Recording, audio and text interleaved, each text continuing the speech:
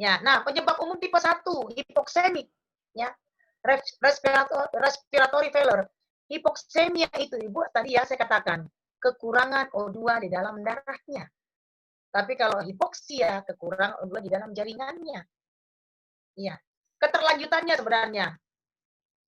Bapak Ibu ya, oke. Ya. Lalu penyebab umum tipe 1 apa sih? Sehingga terjadi gagal pernapasan, gagal paru. Kronik bronkitis, emfisema, COPD, ya, pneumonia, ya, pulmonari udem, pulmonari fibrosis, asma Bapak Ibu. Asma. Asma salah satu penyakit yang disebabkan karena salah satu yang masuk di dalam kategori COPD atau apa PPOK kita bilang. Ya. Oke. Asma, ya. Nanti asma ini akan nanti berikutnya saya jelaskan karena asma ini merupakan satu gimana letak kegawatannya itu ada, ya. Oke. Pneumotorak, pulmonary embolisma, ya, pulmonary arterial hypertension, pneumoconiosis, granulomatosis, lung disease, cyanotic congenital heart disease, bronchiectasis, ARDS, ya, fat embolism syndrome, kyphoscoliosis dan obesity, ya. Oke. Nah, kemudian yang tipe 2 bagaimana? PaCO2-nya itu lebih rendah daripada 50 mm Hg. Ya. Terjadi pada apa? Drug overdoses, ya. Neuromuscular disease, chest wall abnormalities, dan severe airway disorder atau COPD. Juga menyebabkan hiperkapnia, kebanyakan karbon dioksida di dalam darah, ya. Oke. Tipe 2 apa penyebabnya Ibu? Ini, ya. Hampir sama dengan tipe 1, ya. Silakan nanti dibaca. Lalu, perbedaan antara gagal napas akut dan kronis, Bapak Ibu. Akut hiperkapnik respiratory failure berkembang dari beberapa menit sampai beberapa jam oleh karena pH kurang dari 7,35. Normal pH adalah 7,35, 7,3 sampai dengan 7,45. Bila di bawah dari 7,5 kan dikatakan asidosis, ya. Bila di atas dari 7,45 dikatakan alkalosis. Ya. Ingat Bu, ingat Bapak Ibu? Ya, ingat ya? Oke. Kronik respirasi failure berkembang beberapa hari atau lebih lama. Terjadi kompensasi renal dan terjadi peningkatan konsentrasi bikarbonat. pH biasanya menurun sedikit untuk ya untuk kronik respirasi failure, ya. Oke, seperti itu. Nah, ini bagaimana kausa untuk sehingga terjadi asidosis, ya. Oke. Ini rumit banget ini, ya. Ini sebagai gambaran saja, Bapak Ibu. Ya, oke. Nah, kita masuk ke patofisiologi penyebab gagalnya napas akut, ya. Alveolar hipoventilasi, ya. Ventilasi atau perfusion mismatch, ya. Intrapulmonal shunting, ya. Oke. Apa? Perfusion mismatch, arti tidak apa ya? Tidak keberlanjutannya suatu apa namanya perfusi, ya. Oke. Kemudian intrapulmonal shunting, ya. Artinya apa ya? Intrapulmonalnya itu mengalami keterlambatan. Seperti itu. Oke. Kita lanjut penyebabnya. Penyebabnya menurunnya pengaturan pernafasan, ya. Oke. Disfungsi dinding dada, disfungsi parenkim paru, dan penyebab lain. Iya, oke. Nah, kita bahas satu-satu. Menurunnya pengaturan pernapasan disebabkan karena injuri otak berat, Bapak Ibu. Ya, injuri otak berat. Kenapa sih kok dikatakan injuri otak berat bisa menurunkan pernapasan? Ya, Bapak dan Ibu jangan lupa bahwa di kepala kita itu ada namanya, di otak kita itu ada namanya medula oblongata. Medula oblongata adalah suatu pusat pernapasan yang mengatur daripada pernapasan kita. Jadi ketika terjadi injuri, ya, injuri karena benturan, injury karena adanya apa namanya, injury karena adanya stroke, ya kan injury juga itu. Nah, oke.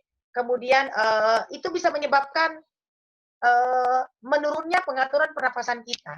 Ya, pada pasien dengan stroke, Bapak Ibu, mungkin sedikit. Stroke yang hemoragik, ya, apa namanya? Apa sih stroke itu, Bapak Ibu? Terputusnya apa? Stroke adalah stroke adalah terhentinya aliran darah ke otak secara tiba-tiba.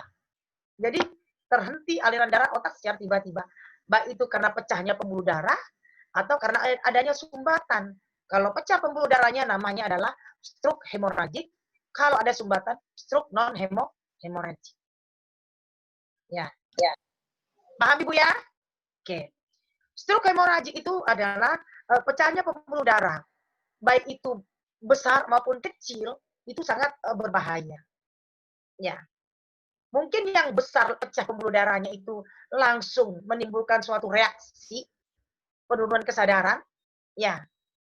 Tetapi pecah darah kecil, pembuluh darah kecil, itu mungkin tidak langsung menimbulkan penurunan kesadaran, tetapi mungkin karena perlahan-lahan mulai menurun kesadarannya sehari, mulai sedikit, hari kedua, hari ketiga, karena rembesannya kan semakin lama semakin semakin banyak dan semakin menggumpal darahnya. Nah, penggumpalan darah ini adalah bisa menekan daripada ruang-ruang otak yang ada di sana. Salah satunya yang ditekan adalah pusat pernapasan kita adalah medula oblongata. Sehingga apa yang terjadi ketika tertekan medula oblongata kita, maka kesadaran kita akan menurun. Ya, coba Ibu perhatikan orang-orang yang dengan stroke hemoragik, kehilangan kesadaran kan Bapak Ibu ya? Dipastikan kehilangan kesadaran. Ya, kenapa? Ya tadi itu saya bilang. Ya, ada desak ruang di sana akibat adanya rembesan dari darah yang kemudian lama-kelamaan dia akan menggumpal, mendesak ruang yang ada di otak sehingga menyebabkan medula oblongata kita terdesak. Makanya biasanya dilakukan apa oleh dokter? Iya, dioperasikan Bapak Ibu ya. Ya, dilakukan operasi. Apa namanya? Gumpalannya dibuangkan. Trepanasi ya. Oke, kraniotomi ya Bapak Ibu ya. Iya, membuka kraniumnya kan ya. Ya, membuang gumpalannya ya, seperti itu. Itu tadi. Ya, injury otak berat. Adanya lesi yang besar di brainstem ya, multiple sclerosis. Ya, ada lesi. Ada apa ya? Lesi itu semacam apa ya? Goresan gitu ya. Kemudian penggunaan obat tidur Bapak Ibu bisa menurunkan pernapasan, menekan pusat pernapasan. Ya. Penyakit metabolik seperti hipotiroid ya, hipotiroid ya. Oke. Mengganggu respon normal semoreseptor di otak untuk rangsang respirasi normal. Ya, jangan lupa Ibu tadi saya katakan. Di otak itu ada namanya medula oblongata. Ya. Ya. Sebagai pusat pernapasan kita. Oke, ada yang mau tanyakan Bapak Ibu? Jelas Bapak Ibu? Ya, Bu. Paham saja dengan penjelasan saya? Ya. Paham ya? Oke. Oke. Kemudian disfungsi dinding dada, Bapak Ibu. Beberapa penyakit atau gangguan saraf spinal cord, otot atau neuromuscular junction, gagal nafas akut. Jadi gangguan persarafannya. Ya. Penyakit muskuloskeletal, muskular distrofi, polymyositis, ya adanya peradangan, ya. Gangguan neuromuscular junction, myasthenia gravis, poliomyelitis, ya. Myasthenia gravis, ya, poliomyelitis. Beberapa gangguan saraf perifer dan gangguan spinal cord, amenotropik lateral sclerosis, Guillain-Barré ya, Guillain-Barré syndrome ya, dan cervical spinal cord injury ya, Bapak Ibu. Oke. Nah, disfungsi parenkim paru yang bagaimana Ibu? Efusi pleura ya. Efusi pleura. Bapak Ibu paham dengan efusi pleura itu? Apa sih fungsi pleura Ibu? Bapak Ibu? Fungsi pleura adalah sebagai ruang ya untuk memberikan apa namanya paru itu untuk memberikan ruang untuk bergerak Ya, ada namanya efusi, ada namanya pleura. Pleura itu tidak boleh terisi apapun. Ya, tidak boleh. Itu adalah ruang kosong. Ya, oke. Yang tidak boleh apa namanya? Tidak boleh ada udara, tidak boleh ada cairan di sana. Karena ketika ada udara nanti ada tekanan. Sehingga ketika paru kita bernafas, paru itu tidak bisa maksimal mengembang. Sehingga kita tidak bisa memasukkan udara ke alveoli. Ya, oke. Efusi pleura. Ya. Nah, ini efusi ada cairan di dalam pleuranya. Hematorak. Ya, adanya darah dalam torak. Di toraknya, di rongga toraknya. Juga seperti itu. Pneumotorak. Ya, dan obstruksi jalan nafas atas, mengganggu ventilasi, ekspansi paru, Bapak Ibu, pengembangan paru, daya kembang dan kempisnya paru. Ya, oke. Paham Ibu ya? Oke. Lalu, biasanya terjadi karena penyakit paru yang mendasarinya, penyakit pleura, terutama trauma atau injuri. Nah, injuri yang bagaimana, Bapak Ibu? Tadi, ada katanya trauma torak. Ya, trauma torak. Ya, Bapak dan Ibu pasti paham itu. Karena Bapak dan Ibu kan sudah pernah ikut BTCLS ya. Bahkan mungkin bukan BTCLS lagi ya. Mungkin ATCLS sudah. Advance-nya ya. Oke. Biasa terjadi karena penyakit paru yang mendasarinya. Ya, oke. Penyakit lainnya, pneumonia Bapak Ibu. Pneumonia. Status asmatikus. Ya. Pneumonia. Status asmatikus. Serangan yang sudah berulang-ulang menjadi suatu status asmatikus namanya. Ya, oke. Lobar atelektasis, ya, tenggelamnya paru. Pulmonary embolism dan pulmonary udem, ya, itu semuanya bisa menyebabkan disfungsi daripada parenkim daripada parunya. Ya, ini dia. Pulmonary udem Bapak Ibu, ya, hyperinfusion, ya, oke. Bisa menyebabkan decrease, ya, oncotic pressure, tekanan oncotiknya menurun, ya, oke. Bisa menyebabkan peningkatan central venous pressure, meningkatnya tekanan vena sentral, ya, oke, ya.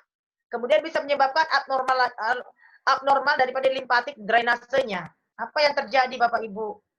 Sehingga ketika terjadi peningkatan onkotiknya, penurunan onkotik di dalam darah, ketika onkotik di dalam darah kita menurun, ya, oke, apa yang terjadi? Maka akan terjadi perpindahan cairan. Kita tahu tekanan onkotik ini menjaga tekanan osmotik, ya, osmotik, ya. Osmotik itu apa sih Bapak Ibu? Tekanan osmotik itu apa sih Bu, Bapak Ibu? Tekanan dari konsentrasi yang rendah ke konsentrasi yang tinggi. Jadi ketika ada tinggi di luar, menurun di dalam darah, di pembuluh darah menurun, kadar onkotiknya tinggi di luar, maka cairan yang ada di dalam pembuluh darah itu akan tertarik keluar. Ya. Menyebabkan apa, Bu? Menyebabkan udem. Ya, udem. Ya. Udem bisa saja ke paru. Cairan tadi bisa saja ke paru. Ya. Nah, terakhirnya apa yang terjadi Bapak Ibu? Dyspnea, sesak nafas. Ya. Oke. Kenapa ini? Udem. Udem itu yang paling kita takutkan adalah ketika cairan itu ada di dalam paru. Mengisi paru, rongga parunya, pleuranya diisi. Apa yang terjadi? Paru tidak akan bagus maksimal. Ekspansi parunya tidak akan pernah maksimal. Ya, oke. Ya, oke. Ya, lanjut. Penyebab lain, periode postoperasi, gagal napas akut akibat dampak anestesi, analgesik, sedatif. Ya, oke. Menekan pernapasan sehingga terjadi hipoventilasi. Sebentar, minum dulu.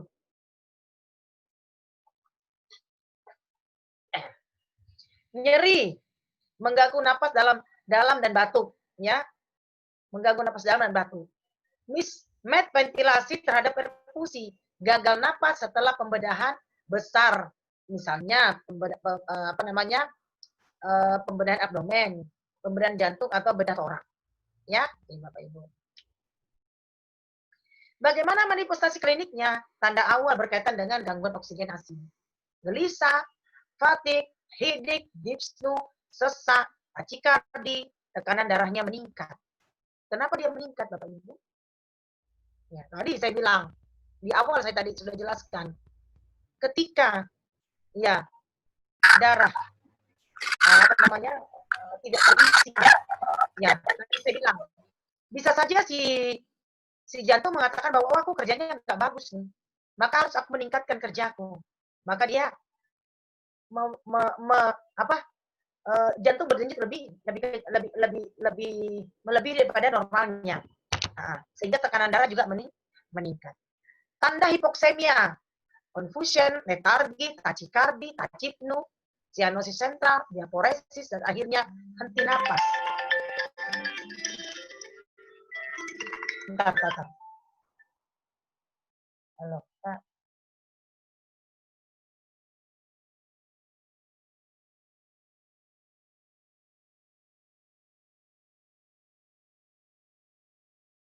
Respirasi distres, penggunaan otot napas tambahan. Otot napas tambahannya bagaimana, Bapak Ibu? Menggunakan diafragma. Ya. Menggunakan otot-otot perut. Ya. Maka biasanya kelihatan banget kan kembang kempis perutnya. Ya, oke. Ya. Penggunaan otot-otot napas tambahan, otot perut. Menurunnya suara napas jika ventilasi tidak adekuat. Oke, ya, antisipasi kliniknya. Bagaimana manajemen medisnya? Memperbaiki penyebab yang mendasari dan memperbaiki pertukaran gas secara adekuat di paru-paru. Iya, ini karena ASKAP Gadar Kardiopulmo, mata kuliah keperawatan Gadar Kardiopulmo, ini jangan lupa Bapak Ibu, ini kegawat daruratannya. Ya, ini kita berbicara tentang kegawat daruratannya. Kalau saya berbicara tentang tadi berbicara tentang penyakit kalau secara biasa normalnya itu kan ada namanya KMB ya, konsep tentang penyakitnya. Jadi diagnosa yang muncul biasanya kalau pada di kegawatan itu yang diutamakan adalah diagnosa RC, resiko komplikasi. Ya, ketika kita menangani pasien dengan kegawatan, baik itu kegawatan nafas, kegawatan kardiovaskuler, ya, kegawatan-kegawatan yang lain, tentu kita tidak melakukan tindakan mandiri dulu di sana kita lakukan. Apa yang kita lakukan? Ada tindakan kolaborasi dengan dokter. Makanya ada diagnosa yang pertama kita munculkan adalah biasanya resiko komplikasi. Seperti itu Bapak Ibu ya. Oke. Kemudian memperbaiki penyebab yang berdasar dan memperbaiki pertukaran gas secara adekuat di paru-parunya. Ya, oke. Intubasi. Ya. Mechanical ventilation diperlukan untuk memelihara ventilasi adekuat dan oksigenasi sambil penyebab dasarnya diperbaiki. Ya, intubasi. Oke. Ya. Farmakologi, ya. Bronkodilator. B2 adrenergic agonis ya. Antikolinergik. Nah, ini Bapak yang tahu ini. Ya. Oke. Aminopilin tidak direkomendasikan karena efek negatifnya. Steroid mukolitik ekspektorat tidak digunakan karena tidak ada manfaat.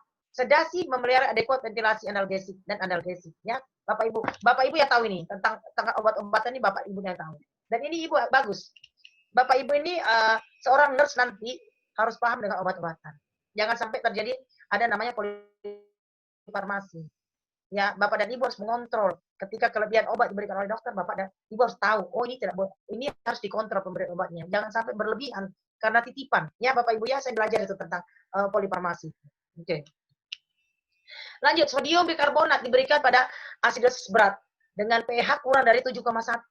Ya, asidosis, ya. Asidosis, maka harus dikoreksi dengan sodium bikarbonat. Terapi nutrisi mencegah malnutrisi. Enteral nutrisi lebih disarankan daripada parenteral. Ya, nutrisi diberikan selama 3 hari masa pemasangan ventilator dan 24 jam pada pasien malnutrisi. Ya, oke.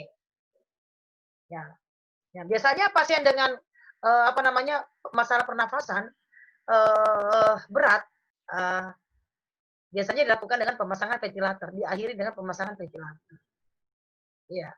Dan kalau sudah pasien terpasang ventilator, biasanya pasien bukan meninggal karena pemasangannya, tapi karena komplikasinya yang disebut dengan PAP. Ya. PAP itu apa? Nanti dicari Bapak Ibunya.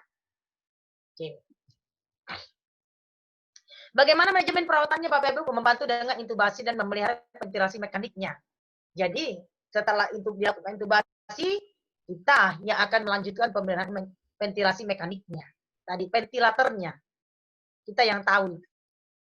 Ya. Mengkaji status respirasi pasien dengan memonitor tingkat respon pasien. Analisa gas darah, jangan lupa, selalu dilakukan. Pulse oximetry, tanda vital dan mengkaji sistem respirasinya. Ya. Kemudian implementasi strategi perubahan posisi. Ya, kita tahu ya, perubahan posisi penting pada pasien dengan di ruang ICU perawatan intensif. Ya, penting sekali. Ya, pertama, kegunaannya adalah tidak terjadinya dekubitus.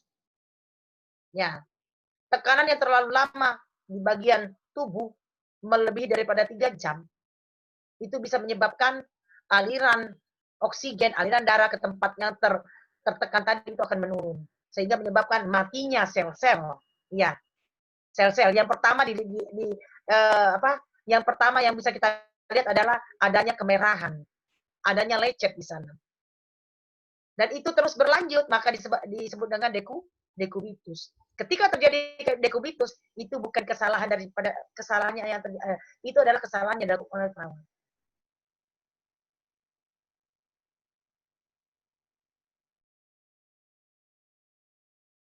Kita harus merubah posisi. Pertama fungsinya apa tadi? Untuk rasionalisasinya untuk mengurangi tekanan sehingga daerah-daerah tadi yang tertekan bisa mendapatkan segera oksigen atau mendapatkan segera darah atau nutrisi. Ya. Oke. Ya, yang kedua fungsinya untuk apa Bapak Ibu? Ya, perubahan posisi itu untuk menggerakkan parunya. Iya. Makanya saya bilang tadi, pasien ini bukan meninggal karena terpasang ventilatornya. Ya. Oke. Tapi meninggal karena PAP-nya. Ya. Ventilator acquired pneumonia. Pneumonia yang didapatkan akibat daripada terpasangnya ventilator. Ya. Oke. Bukan karena ventilatornya, tapi pneumonia. Ya, radang parunya. Ya. Makanya pasien yang biasanya di ruang intensif itu kita harus tahu banget bagaimana perawatannya. Ya. Perawatannya bagaimana Bapak Ibu? Ya tadi rubah posisi, lakukan clapping atau fisioterapi dada, ya. Dari depan, dari belakang itu menepuk dada depan, menepuk dada belakang, kemudian menggetarkan parunya itu penting sekali bagi pasien untuk mencegah terjadinya PAP. Ya, ventilator acquired pneumonia. Ya, kemudian perawatan mulut. Ya, ini penting sekali Bapak Ibu. Ya, perawatan kulit. Ya, oke. Ya, yang sering dilakukan di rumah sakit ini perawatan kulit. Perawatan mulutnya jarang. Yang saya lihat sendiri. Ya. Padahal itu ada caranya merawat mulut itu. Ya, oke. Kemudian range of motion, rentang gerak pasien. Ya. Jangan sampai pasien sembuh dari penyakitnya tapi kaku. Otot sendi-sendinya kaku. Kenapa? Karena tidak dilakukan ROM oleh perawatnya, rentang gerak oleh perawat. Ya, untuk mencegah komplikasi. Sampai di sini ada yang paham? Sudah paham Bapak Ibu? Maaf, boleh tanya Bu? Ada yang bertanyakan? Saya boleh tanya Bu? Boleh, silahkan. Ya Bu, mohon maaf sebelumnya. Ini cuma klarifikasi aja Bu. Saya Pak Muhtar. Tadi dalam manajemen terapi medis dikatakan bahwa pemasangan nutrisi enteral lebih bagus daripada parenteral. Ya. Karena menurut pengalaman kami di lapangan Bu ya, pasien-pasien yang mengalami gangguan pernafasan akut justru dianjurkan untuk pemasangan nutrisi parenteral. Tujuannya apa? kalau pemasangan nutrisi enteral dikhawatirkan terjadinya aspirasi. Sehingga untuk mencegah terjadinya aspirasi itu, maka dokter biasanya menganjurkan untuk pemasangan parenteral. Tapi dalam literasi Ibu yang sampaikan tadi, pemasangan enteral lebih diutamakan. Mohon maaf penjelasannya, Bu. Makasih. Ya, apa-apa. Ya, silahkan. Enteral yang dimaksud di sini, kalau parenteral itu kan melalui infus ya, Bu ya? Bapak, Ibu, Bapak ya? Ya. Iya, Bu. Halo, yang tanya tadi siapa? Bapak siapa? Mohtar, Bu. Bapak Mohtar. Pak Mohtar. Iya, Kalau ini. tadi yang parenteral itu melalui infus ya? Iya. Infus kan? Parenteral itu kan melalui infus ya? Ya. Ya, oke. Kalau internal itu melalui apa? NGT. Ya, pemberian sonde. Ya. Pemberian sonde. Ya. Sonde. Iya, artinya gini, apa namanya? Untuk evidence base, saya nggak tahu apakah ada evidence base baru atau ini berdasarkan pengalaman. Bapak Ibu ya? Bapak ya? Ya, kalau memang ada nanti evidence base barunya, coba saya tadi sambil saya cari. Yang saya dapatkan adalah memang enteral menggunakan NGT. Iya. Lebih bagus dibanding parenteral. Artinya, makanan yang diberikan itu memang makanan yang masih alamiah. Ya. Kemudian cuman bentuknya dicairkan. Tapi kalau parenteral itu bentuknya sudah asam amino ya, Bapak ya? Ya, bentuk asam amino ya. Oke. Nanti saya tampung dulu itu. Tapi yang pasti masih saya mendapatkan evidence base adalah masih enteral. Tapi nanti mungkin kalau misalnya ada evidence base baru, tolong kita ditunjukkan Bapak parenteral. Kenapa alasannya parenteral dibanding dengan enteral itu lebih bagus parenteral dibanding enteral? Ya, Bapak ya? Itu dulu Pak Mohtar ya? Iya, Oke. Mau bertanya, Bu? Iya, silakan. Bu Anis ya? Anis Iya, ada Bu. ya? Iya, betul. Mohon izin bertanya, nama saya Anis.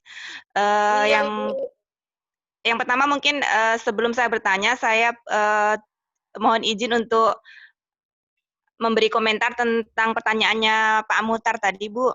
Iya, oke, silakan.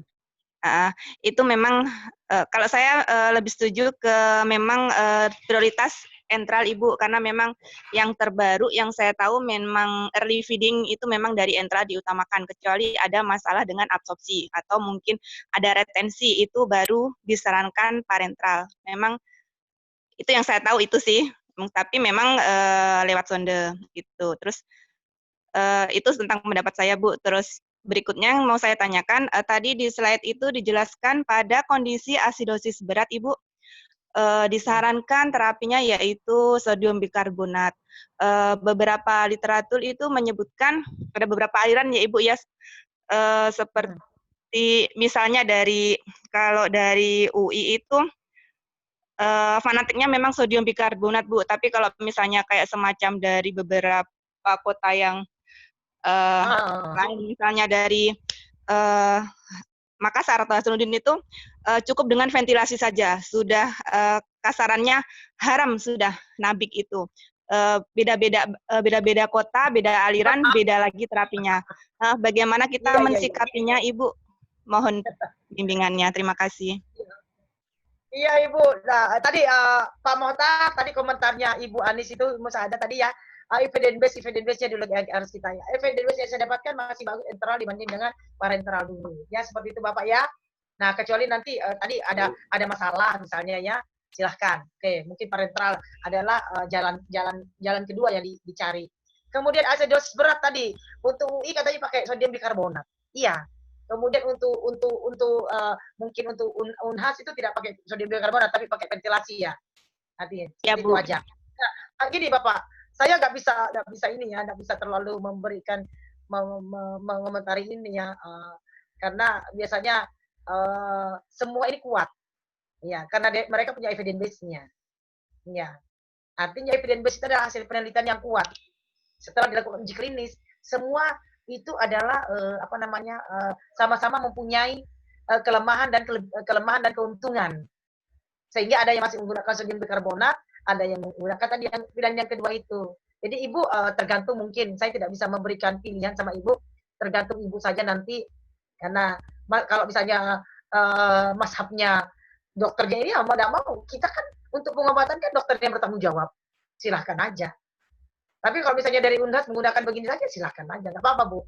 Tidak jadi masalah. Saya tidak bisa terlalu mengomentari itu karena itu masing-masing suatu university atau lulusannya itu mempunyai pedoman dan itu sama-sama kuat, Bu, evidence base-nya. Ya. Sama-sama kuat hasil penelitiannya. Ya, seperti itu. Okay. Baik, Ibu. Terima kasih. Ya. Masih ada yang mau tanya? Ya, oke. Nggak usah terlalu lama kita, Bu, ya. Saya mulai jam 8, Bu, ngajar. Terakhir tadi jam berapa tuh saya selesai? Jam 4:04. Selesai saya baru bimbingan. Langsung masuk sama Ibu nih. Alhamdulillah, mudah-mudahan suara saya tetap bagus dan tetap merdu. Wih, daya, ya.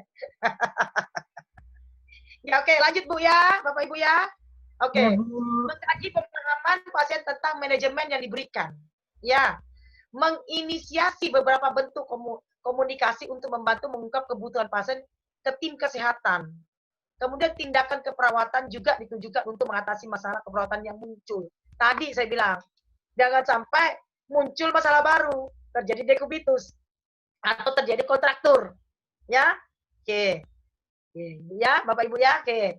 Nah, diagnosa keperawatannya itu ketidakefektifan bersih jalan nafas, gangguan pertukaran gas, ketidakefektifan pola nafas. Nah, ini masih ada kayak kekurangan punya saya nih. Risiko komplikasinya, ya. Oke. Kemudian masalah pulmoner yang lain, ya. Oke, Bapak Ibu. Oke. Ya, oke. Ya. Oke, ya. Trauma torak, fraktur iga bisa menyebabkan ya gagal nafas. Plyo chest, Bapak Ibu, ya. Oke. Adanya 2 patahan. Pneumotorak, tension pneumotorak, hemotorak, open pneumotorak, pulmonary contusion, ya. Ruptur bronkus dan trachea, ruptur diafragma, ya. Itu bisa menyebabkan gagal nafas, ya. Bagaimana pulmonary therapeutic manajemennya, Bapak Ibu? Ya, oksigen terapi, berikan oksigen. Ya, artificial airway-nya, bagaimana airway-nya? Membebaskan jalan nafasnya, pemasangan ETT, endotracheal tube, menggunakan pemasangan ETT, ya. Pharyngeal airway atau tracheostomy tube, tracheostomy, ya, melubangi trakea, ya Bapak Ibu, ya, tube, ya, oke. Invasive mechanical ventilation, non-invasive, positif atau pressure ventilation, posisi terapinya dan farmakologinya, Bapak Ibu. Ya, oke. Tindakan terapeutiknya, aliran rendah, ya, oke. Nasal kanul, aliran rendah, masker, simple mask, partial rebreathing mask, non rebreathing mask. Ini tergantung pada tadi analisa atau hasil-hasil pemeriksaan gas darahnya, kemudian hasil daripada pengkajian kita, ya. Kemudian aliran tinggi, venturi mask dan transtracheal kateter, pakai kateter, ya. Oke, itu yang tinggi. Kemudian fisioterapi dada, Bapak Ibu, itu pekerjaan kita, ya. Torakosentesis, drainase dada, WSD, ya. Kalau ada cairan, maka bisa dikeluarkan WSD, tracheostomy, ya. Suction, ya. Intubasi, ventilasi mekanik, ya. Oke. Ventilasi mekanik, ya, ada yang disebut dengan PEP, CPEP, SIMPE, PS, ya, macam-macam itu. Saya tidak perlu jelaskan panjang lebar ini. Orang-orang yang di sini, orang-orang yang di ini nanti yang menjelaskan, minta penjelasan sama temannya yang di ruang ICU. Ada yang di ruang ICU? Ada Bapak Ibu di ruang ICU? Bu Anis ada, Bu. Bu Anis, ya? Ada, Bu. Ya, oke. Iya, Bu. Ada orang ICU, ya? Ada, Bu. Win sama Tevera sama Anissa ada, Bu. Ya. Ya. Oke. Ya, oke. Ada yang bertanyakan, Bapak Ibu? Ada yang ditanyakan? Ya, ini mungkin ya Bapak Ibu, ya. Ya. Non-rebreathing mask itu ada klepnya ya Bapak Ibu, ya. Ya, yang ini, ya. Ya. Ini Venturi Mas, ya. Partial reblending Mas, ya. Oke. Nih, ini apa nih? Nih, ya. Ya, oke. Ada begini nih. Ada nggak di tempat Ibu begini, Bu? Yang orang ICU? Nggak ada, Bu. Ada ya? Nggak ada. Oke. Belum ada, Bu. Nggak ada. Belum. Tidak punya. Tidak punya masih ya? Oke, nggak apa-apa. Paling tidak kan, oh ternyata ada tuh yang seperti ini. Ya, oke. Nah, itu dia yang paling, yang saya tunggu-tunggu dia ini. Terima kasih atas perhatian. Ya, oke Bapak Ibu, sudah jam berapa ini? Ya, udah jam setengah 6 ya? Hampir jam 6 ya Bapak Ibu ya? Iya, Bu. Oke. Ada yang ditanyakan Bapak Ibu? Halo Bapak Ibu, ada yang mau ditanyakan? Kalau memang tidak ada yang ditanyakan, mungkin cukup ya Bapak Ibu ya. Dan juga sudah malam menjelang maghrib. Suara saya juga tambah merdu ini. Karena semakin tambah. Ya. Halo Bapak Ibu. Iya, Bu. Cukup, Bu. Cukup ya Bapak Ibu.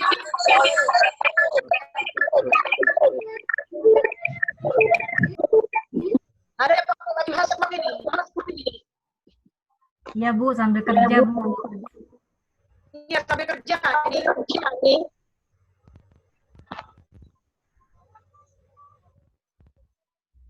Waduh, sambil kerja ini kayaknya ini.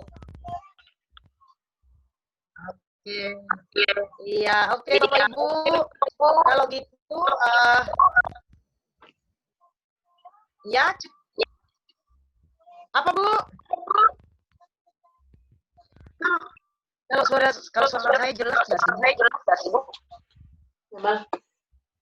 Kalau suara Ibu terus umur enak didengar. Halo Ibu. Halo Ibu. Iya, Bu. Ya, oke. Apa Bu? Halo.